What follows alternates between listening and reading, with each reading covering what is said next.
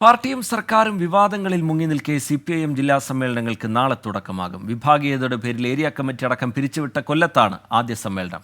രണ്ടാം പിണറായി സർക്കാരിന്റെ ഭരണപരമായ വീഴ്ചകളും പാർട്ടി നിലപാടുകളും സമ്മേളനത്തിൽ സജീവ ചർച്ചയാകും.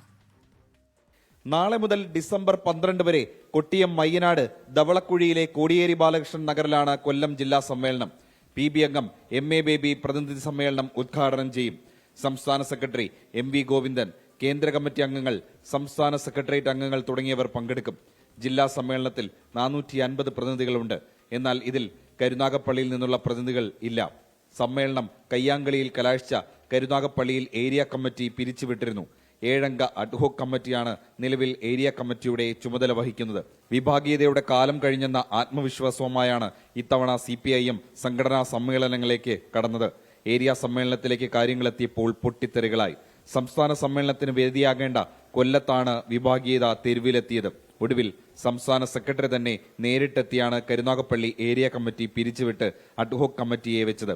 സംസ്ഥാന സമ്മേളനത്തിന് വേദിയാകേണ്ട കൊല്ലത്ത് തന്നെ ഇത്തരം പൊട്ടിത്തെറിയുണ്ടായത് നേതൃത്വത്തെ ഞെട്ടിച്ചു.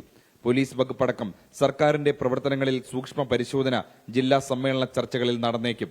മുഖ്യമന്ത്രിക്കും കുടുംബത്തിനുമെതിരായ ഉയർന്ന ആക്ഷേപങ്ങളും PV അൻവറും P ശശി മുതൽ PP ദിവ്യ വരെ ഉൾപ്പെട്ട വിവാദങ്ങളും ചർച്ചയാകുമോ എന്ന് കണ്ടറിയണം.